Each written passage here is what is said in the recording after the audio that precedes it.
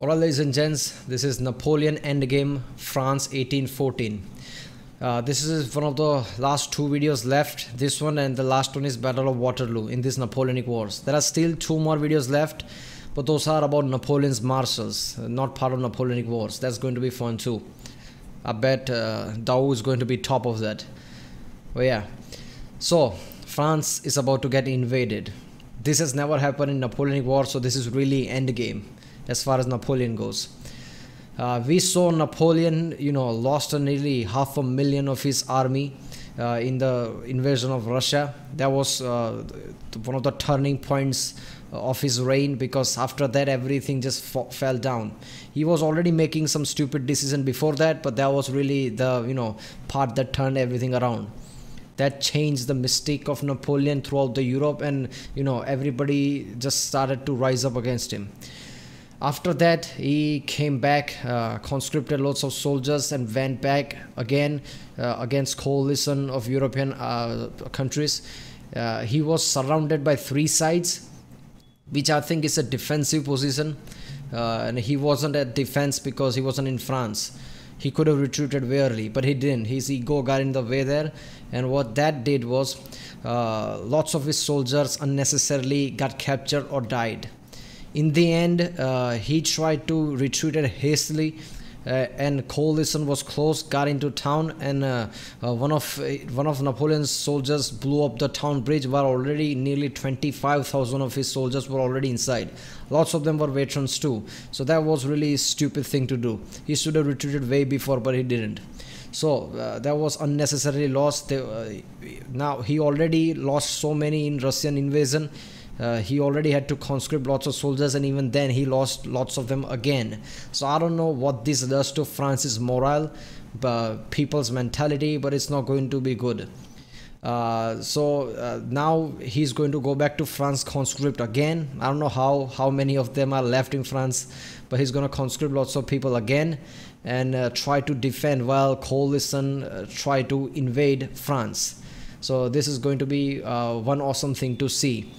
Dao is not there because he's preoccupied somewhere in the north near Denmark or somewhere. So he's one of the best generals, is not with him while everybody try to invade France. So this is going to be one good thing to see. And also I think when they proposed that he should make a peace treaty, when Austria proposed that he should make a peace treaty, I get it, his ego was that I'm Napoleon, I'm not going to do that, that's just insulting. But what I think is he should have accepted the peace treaty. Why? Because after Russian campaign, his army, basically nothing was left there. He didn't have any veterans. That was one of the biggest issue he had. So he should have accepted the peace treaty, still keeping his crown, and slowly built up his army, proper veterans, and then try to take back everything again, rather than just with ego just say I'm not going to accept anything, go against this massive force of coalition, because that's never going to end well. He was surrounded by three sides and he still went toe to toe with them, even though there is no way in hell he could have won. He should have just retreated back way before, but he didn't.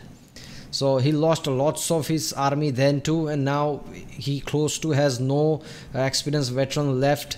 He's gonna have to conscript young recruits that can't even properly handle a musket. So that's going to be really screwed up to see how he's gonna fight back against coalition. But lots of people in the comments says, and even the Epic History TV narrator said that this is the time Napoleon is going to turn things around, and which is going to be quite interesting to see, because Napoleon, since the start of Napoleonic Wars, always had the strategic point in the war.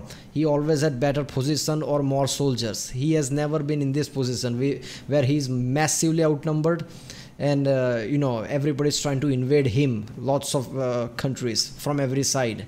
So this is the time Napoleon can shine and show the world why he's one of the best generals of all time. So this is going to be awesome to see. But obviously, regardless of what he does, this is not going to end well. This is just basically trying to make mark on the world while he goes away, because even he probably knows that this is not going to end well. I genuinely think he should have accepted the peace treaty, regrouped, and then tried to take back Europe again. He would have been more successful that way. So this is going to be awesome. Let's watch it.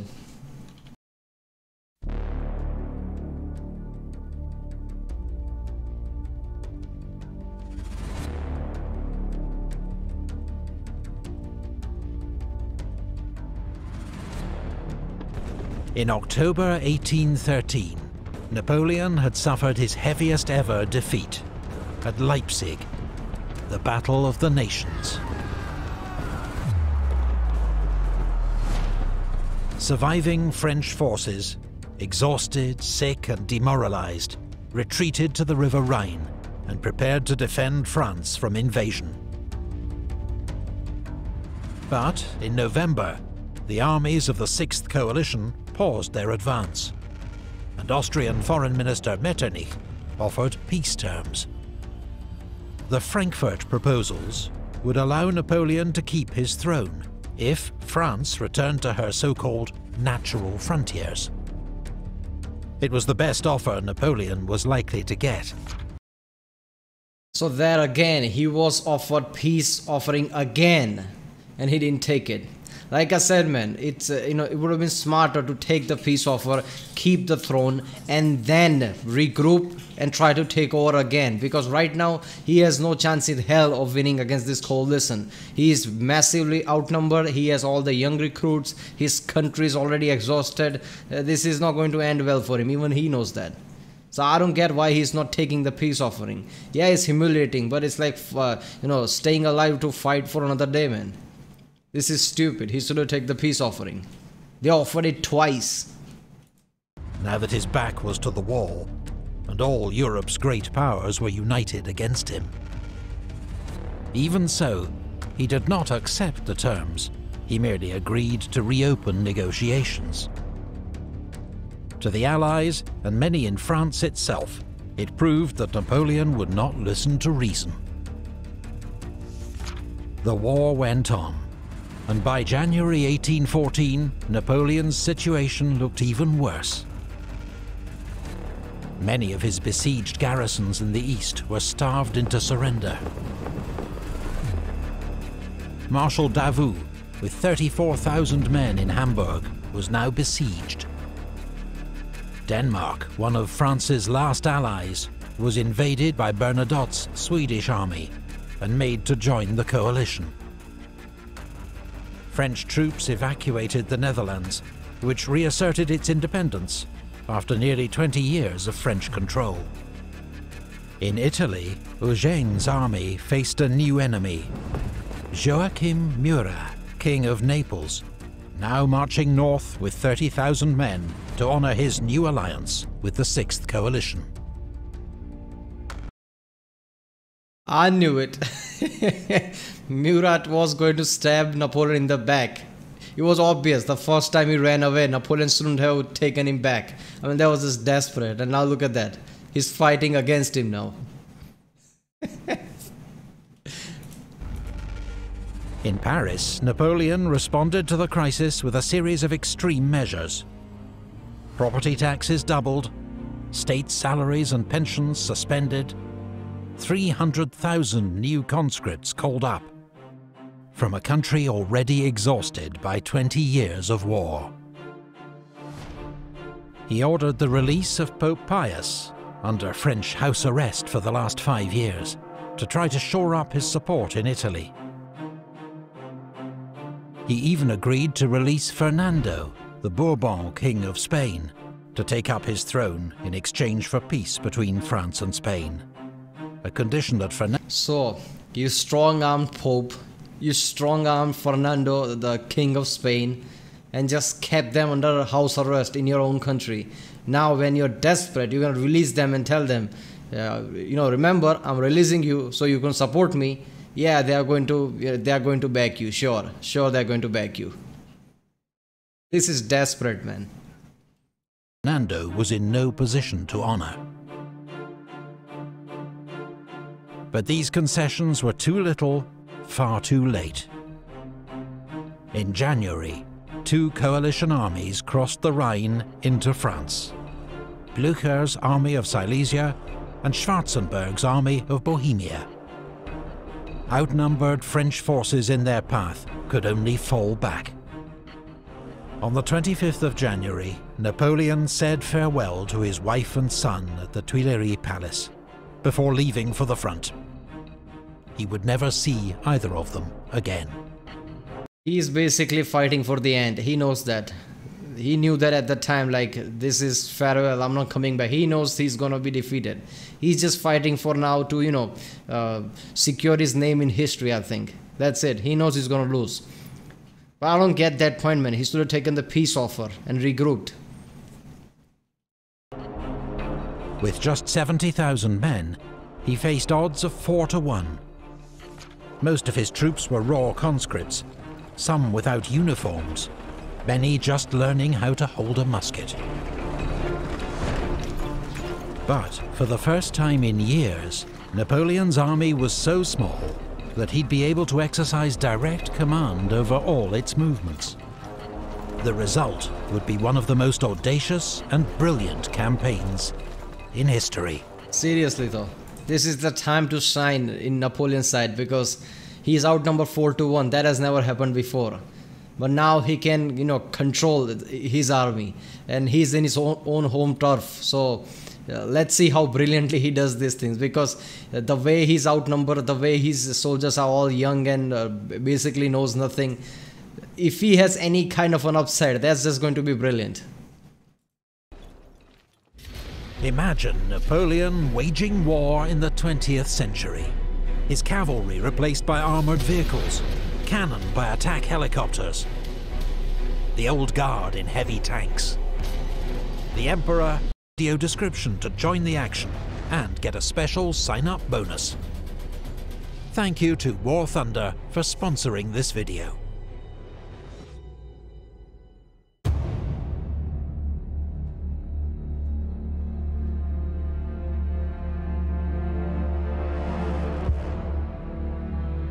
Big words, man. Damn. The battle for France would be fought east of Paris, mostly across Champagne, a flat region divided by the rivers Marne and Seine and their tributaries. In late January, fields were dusted with snow and roads quickly turned to mud. Napoleon learned that the coalition armies were widely scattered, with part of Blücher's army near Napoleon's old college at Brienne. The Emperor advanced rapidly, hoping to trap and destroy part of Blücher's army.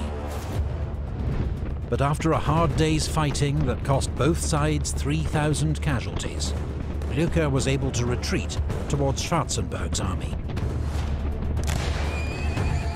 That evening, Napoleon was nearly skewered by a charging Cossack, saved only by General Gourgaud's good shooting. As Napoleon tried to work out the enemy's movements, Blücher, heavily reinforced by Schwarzenberg, made a surprise attack at La Rothière. Allied troops advanced through swirling snow to assault the village, defiantly held by young French conscripts. One was so inexperienced that Marshal Marmont had to personally show him how to load his musket during the battle.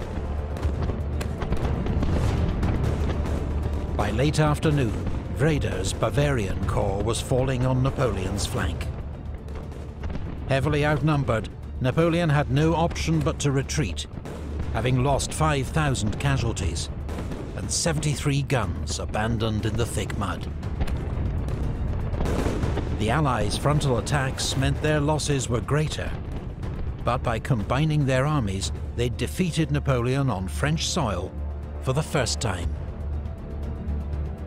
It's looking Believing grim, man. Napoleon would now retreat towards Paris, the Allies decided to advance along two routes to ease pressure on the roads. Blücher would take a northern route along the Marne. Schwarzenberg would follow the Seine. But dividing their armies again would play right into Napoleon's hands.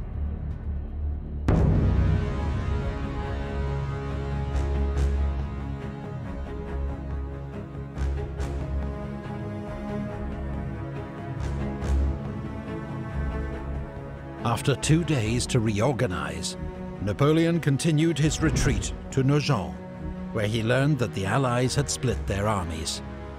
Not only that, they were advancing at different speeds. The aggressive Blücher racing ahead, while the more cautious Schwarzenberg lagged behind. Leaving Oudinot and Victor to guard the Seine bridges and delay Schwarzenberg, Napoleon raced north through mud and rain with 30,000 men. The army of Silesia was strung out on the march, oblivious to the danger it was in.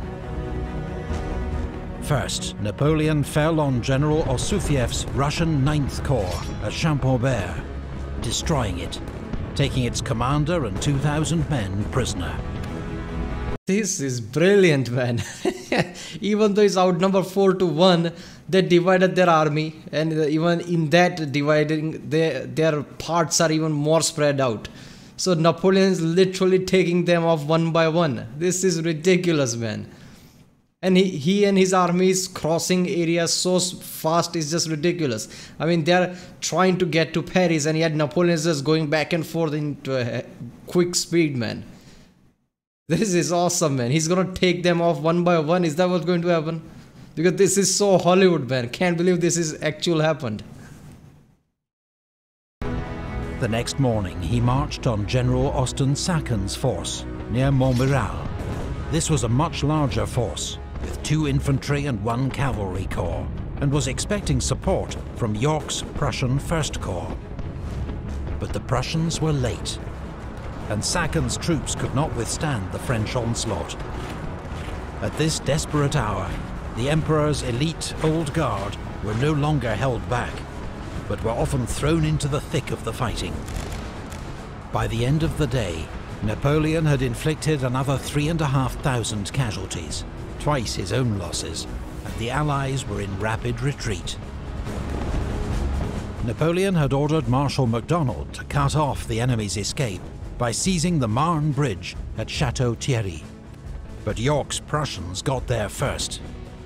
The next day, Napoleon could only batter their rear guard as the enemy fled across the Marne, destroying the bridge behind them. Sending Marshal... Man, I love it, man. Napoleon's seriously brilliant, man. Massive army split in 2, and he's just picking them off one by one. They're running away now. How is that possible? Napoleon was ridiculously outnumbered with young recruits, and he's picking them off one by one. They're running away. How great you have to be to do that, man. This is video game style. This you see things like this in Hollywood. This actually happened in reality. Mortier to rebuild the bridge and continue the pursuit, Napoleon doubled back to rejoin Marmont, who had been left to keep watch on Blücher. Napoleon attacked at Vauchamp, using General Grouchy's cavalry to outflank Blücher's army, which was soon in headlong retreat. A merciless French pursuit inflicted 6,000 Prussian and Russian casualties. Napoleon lost just 600 men. 6,000 casualties in coalition side. Napoleon only lost 600. I did not see this coming, man. I knew he's gonna turn around things a bit here and there, but at this level, damn. Napoleon's serious. Napoleon had taken on an enemy army almost twice his size, and beaten it 4 times in just 6 days. Blücher had lost an estimated 15,000 casualties in battle, and another 15,000 in smaller engagements, as stragglers or deserters. Look at the number! 10 times casualties on the other side. Damn, I'm seriously wondering, is he going to win this one? For now, the army of Silesia had been scattered and neutralized. But in the south, Marshals Victor and Oudinot had not been able to prevent Schwarzenberg's army of Bohemia from crossing the Seine in 3 places. I mean, how can they? They're so small. Austrian troops were now just 40 miles from Paris. Leaving Mortier and Marmont to keep watch on Blücher, Napoleon raced south. How is he crossing this fast, man? Napoleon and his army, they're just running towards them. How are they this quick? These are some long distances and they're just crossing them so fast, back and forth. Schwarzenberg, alarmed by news of Blücher's defeat and of Napoleon's approach, immediately ordered a retreat.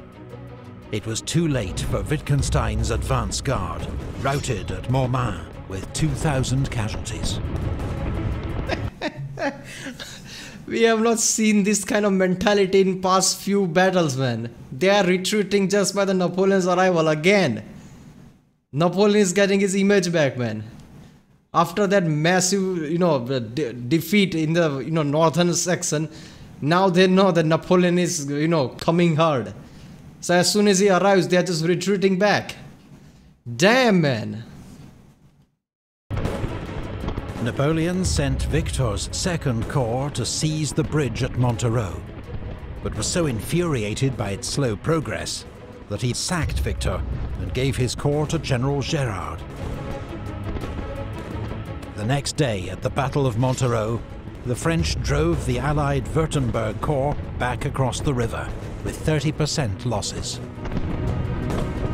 According to some accounts, the Emperor sighted the French cannon himself, as he had at Lodi 18 years before.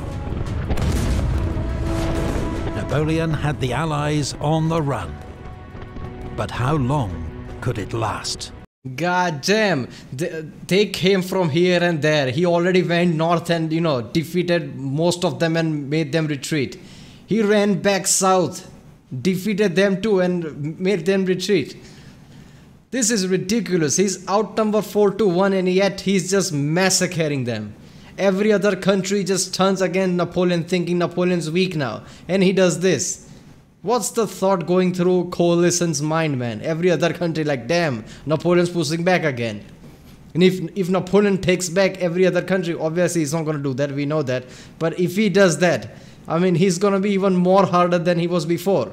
So everybody must be massively nervous, like, damn, we are losing this one. And Napoleon is kicking their ass by outnumber 4-1, and not just that, with young recruits. How good you have to be, man.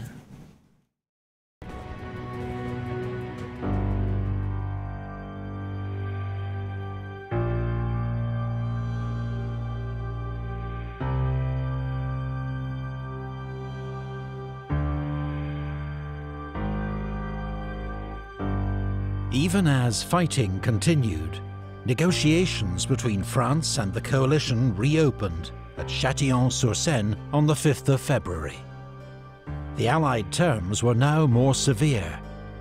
A return to France's frontiers of 1791, which meant the additional loss of Belgium, a humiliation that Napoleon refused to accept. Instead, he tried to... How is that working? You just ran away because Napoleon came at you. You just retreated and had massive losses on your side. And now you're giving Napoleon even stricter terms? Napoleon just kicked your ass, man. Why would you agree now? To revive the Frankfurt proposals, hoping to play for time and to split the coalition, whose war aims varied from Britain's hard line to Austria's more ambiguous position. But this hope was thwarted by British Foreign Secretary Lord Castlereagh. On the 1st of March, he persuaded the Allies to sign the Treaty of Chaumont. In it, Russia, Prussia, Austria and Great Britain agreed to keep 150,000 troops in the field and not to negotiate separately with France, while Britain added the sweetener of a £5 million subsidy to be shared among the Allies. The treaty's secret articles specified common war aims, including the future independence of the German states. British, they know how dangerous Napoleon is. They can't let this happen. Napoleon is picking them off one by one, and they can't let that happen. So they're tying all them together. Switzerland and Italy, while Spain was to be returned to the Bourbons, and Holland to the House of Orange. The four powers even agreed that once they'd defeated Napoleon, they'd form a 20-year defensive alliance to maintain peace in Europe. a sign of their newfound commitment to each other. A split in the coalition had been Napoleon's last, best hope for a favourable peace. That was gone. Yeah, British didn't let that happen. And news from across the country was bleak. French cities were surrendering to the Allies without a fight. Nancy, Dijon... See, that's the biggest issue Napoleon faces, because he has exhausted his country so much. The people has no will to fight anymore. Even they are tired.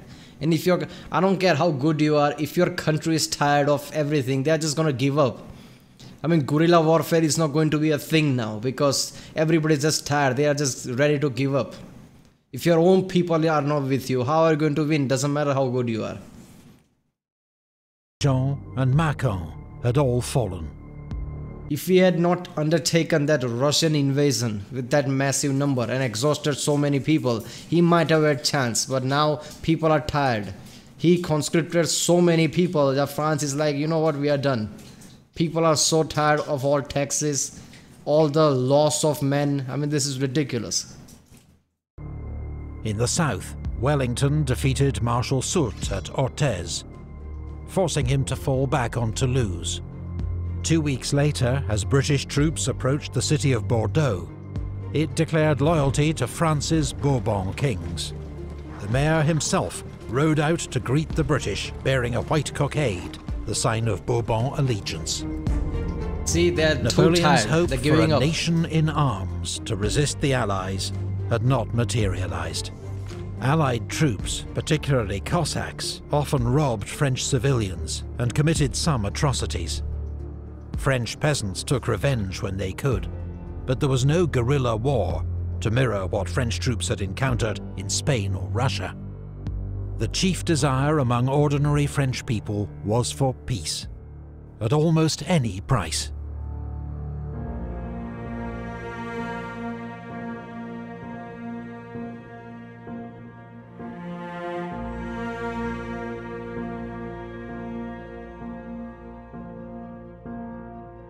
Any talk of Napoleon's defeat in late February was premature.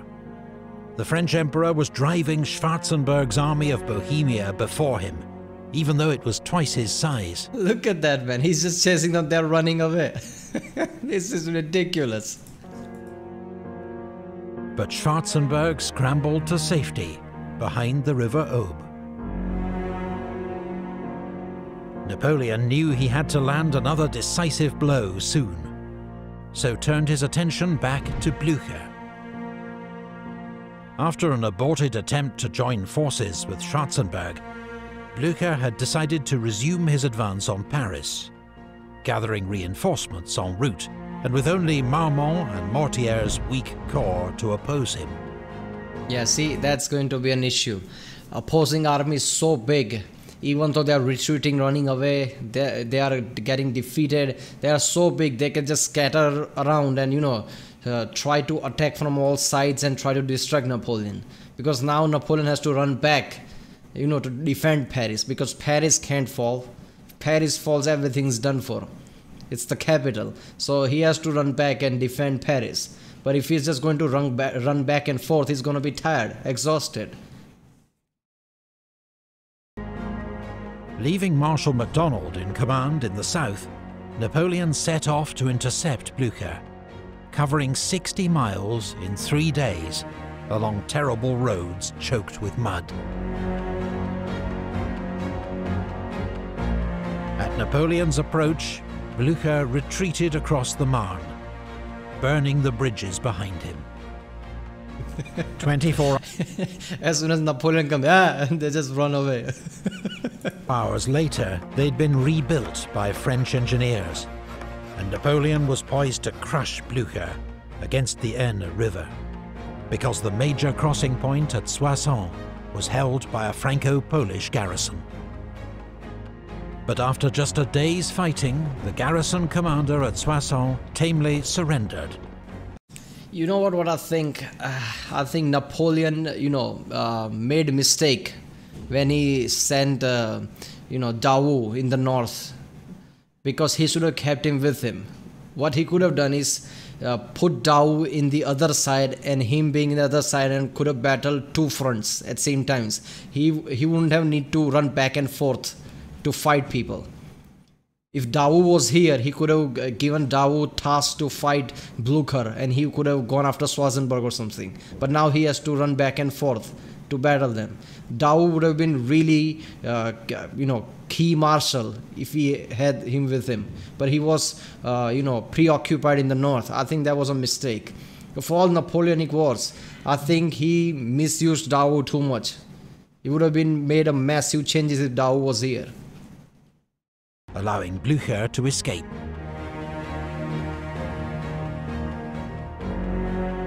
Napoleon continued his pursuit across the Aisne, still hoping to cut off the army of Silesia. But at Craon, he encountered Russian troops in a strong defensive position. The Russians fought stubbornly. The French finally forced the enemy to withdraw, but only at the cost of 6,000 casualties, including many irreplaceable veterans from Napoleon's guard. Napoleon pushed on to Laon.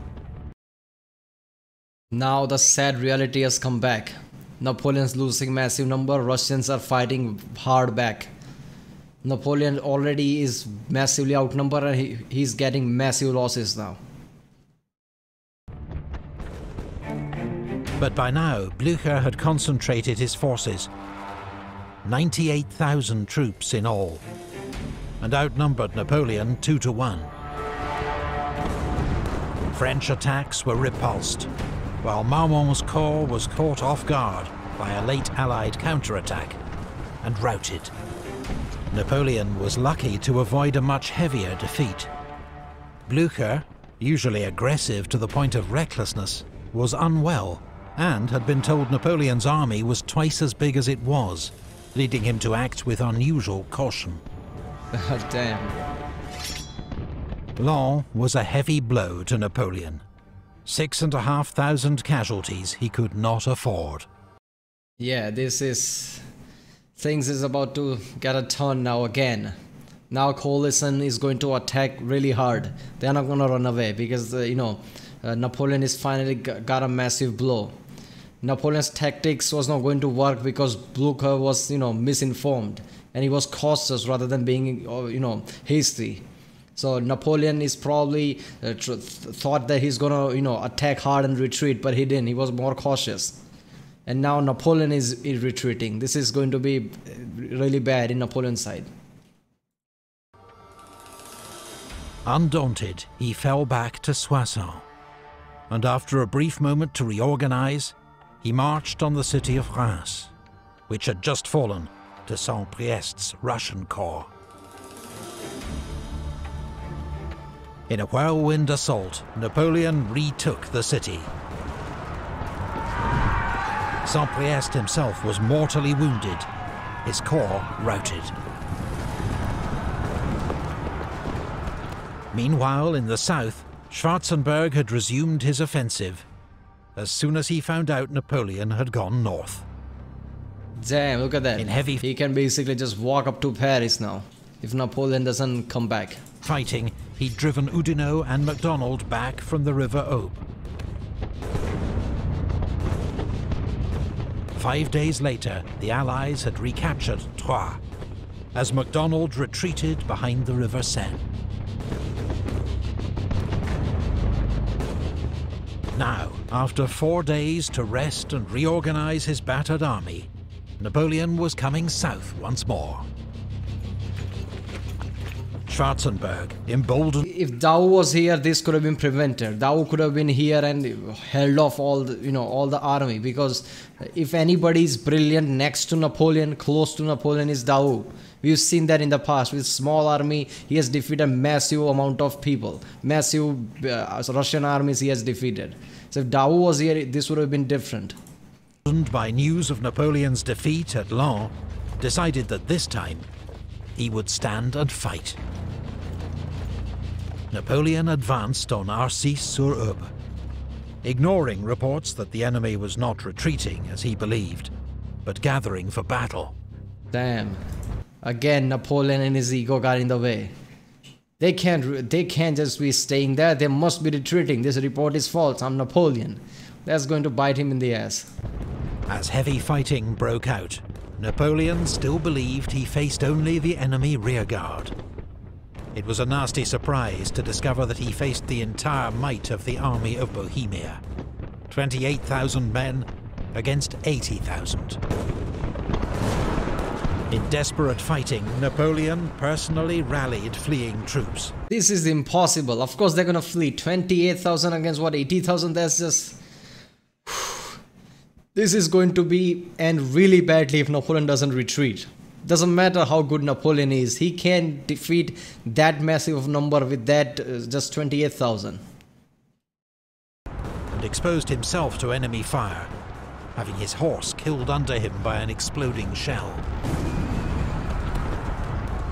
But the odds were too great.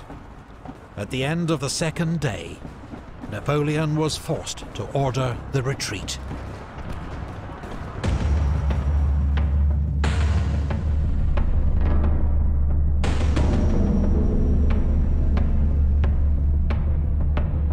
That is something though, this statement. This is so Hollywood. This one thing I've found in Napoleonic War is lots of Hollywood level things happens because Napoleon was so awesome. This is ridiculous, man. He's basically in the center of all fighting. His horse died under him and yet he's still there. And one thing is for damn sure, he's Napoleon. So all enemy soldiers must be aiming for him, because if we get Napoleon, everything's over, and yet he's still there. Napoleon believed his army was now too weak to take on the Allies directly, so he decided to change strategy. He would march into the rear of the Allied armies, join up with some of his isolated garrisons, and cut the enemy's lines of communication, forcing them to abandon their advance on Paris. Now that's Napoleon we know. That's Napoleon tactic right there.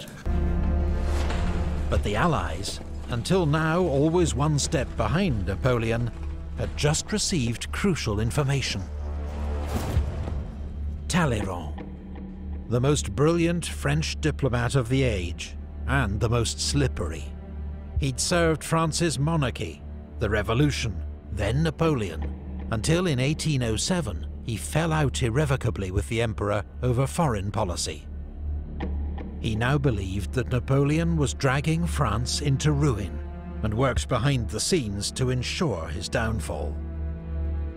From Paris, he wrote, his own people are stabbing him in the back. Damn, this is something. I mean, you can't blame him, let's be honest. He's kind of true, man. Napoleon has exhausted the entire country, and if he wins again, he's gonna exhaust the country even more to strengthen his army. I mean, you can't really blame him stabbing Napoleon in the back, but this is just sad. Wrote to the Russian Emperor Alexander at Allied headquarters, informing him that in the capital, support for Napoleon was crumbling, and the city's defences had been completely neglected. He urged the Allies to march immediately on Paris, without allowing Napoleon to distract them.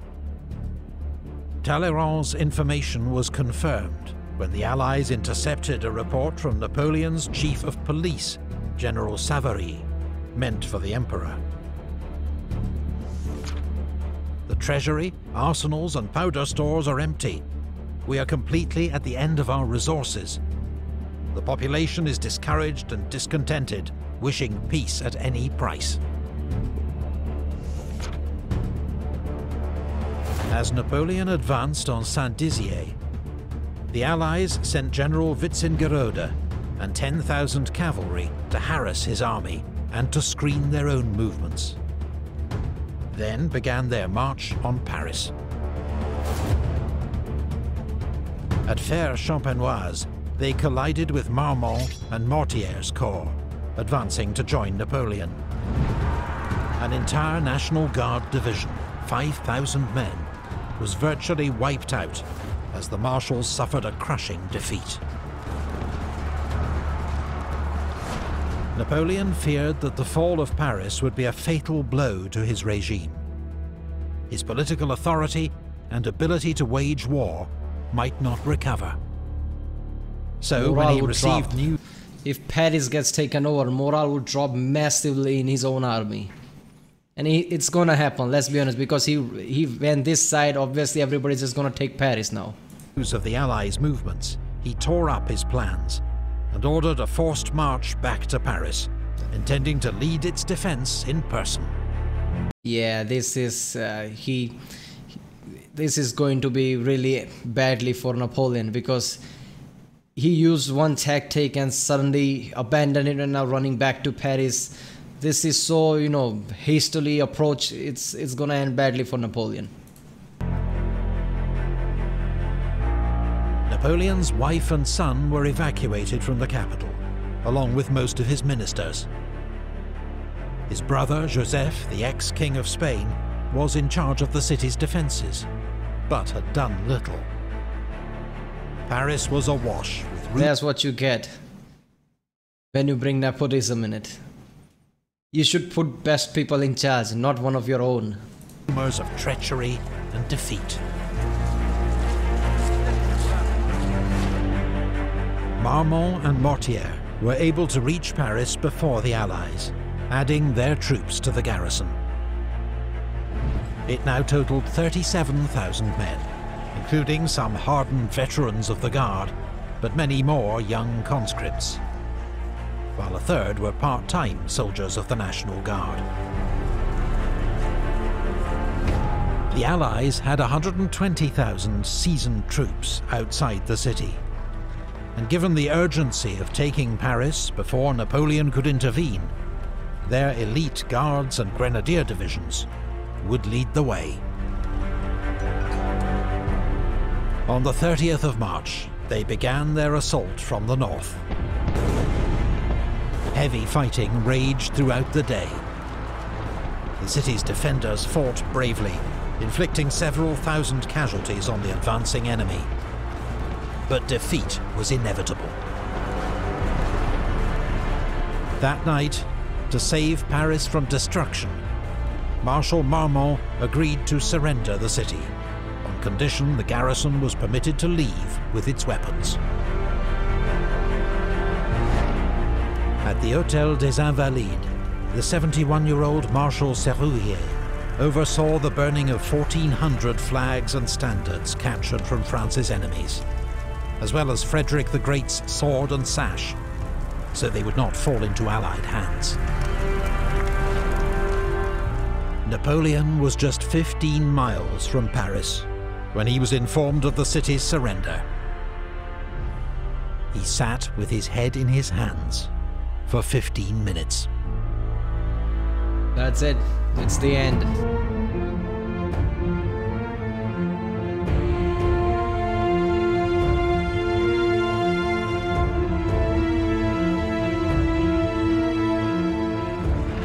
On the 31st of March 1814, France's enemies marched into Paris for the first time since the 100 Years' War. Parisian crowds cheered the three Allied monarchs, bringers of peace. Everyone in Paris was suddenly a royalist once more. Above all, they cheered for Emperor Alexander of Russia, now hailed as Europe's saviour. Don Cossacks bivouacked on the Champs-Élysées. Allied troops generally behaved well.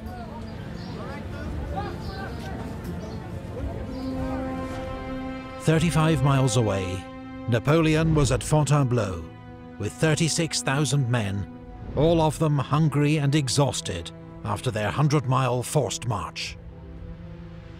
Nevertheless, Napoleon began planning an immediate advance on Paris. But for the first time, he faced unanimous opposition from his ministers and marshals, including Ney, MacDonald, Oudinot, and Berthier. They reminded him of his oath to act for the good of France. He accused... There you go, your own people are now doubting you. This is just sad, man.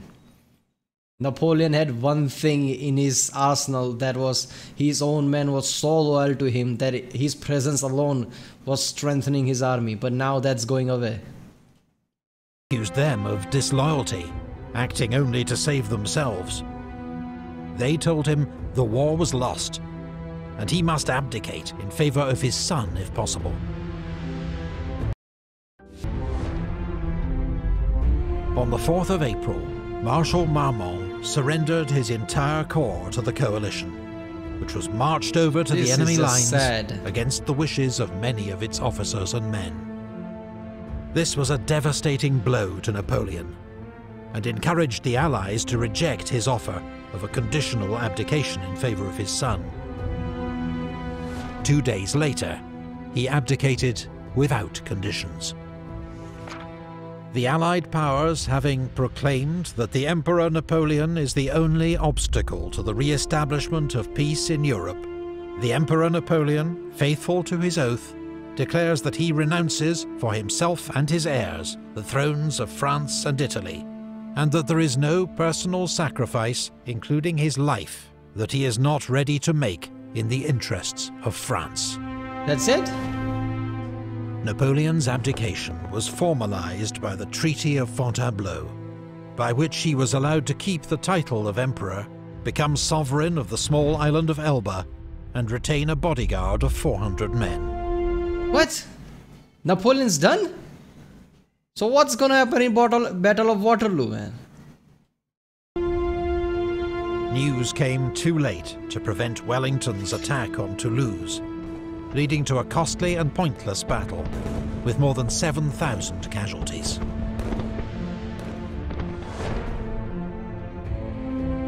The night after his abdication, Napoleon tried to commit suicide, using the poison that had been made for him in Russia, in case of capture.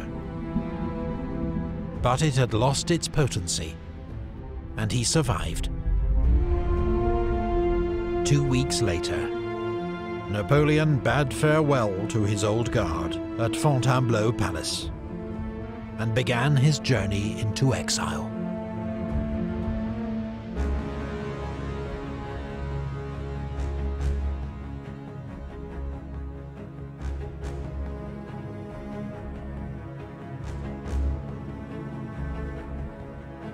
The Napoleonic Wars, which had raged on land and sea for 11 years, seemed finally at an end.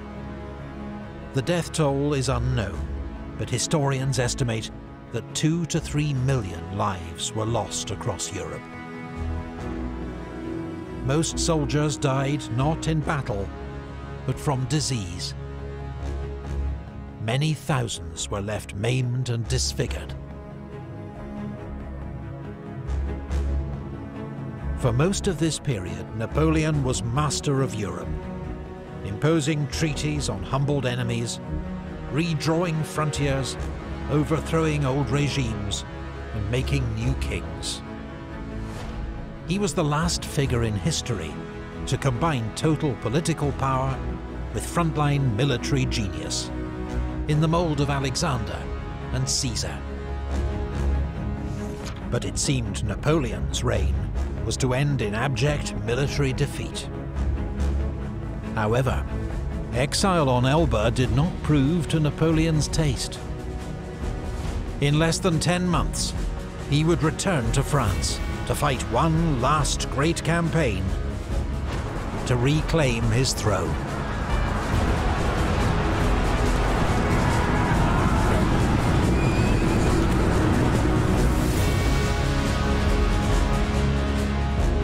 That's what's Battle of Waterloo. He's gonna come back. He should have done that before when he was offered peace treaty. It would have been more better. Damn. Millions of deaths. And who gained what? All wars are pointless, man. Who gained what? This is ridiculous.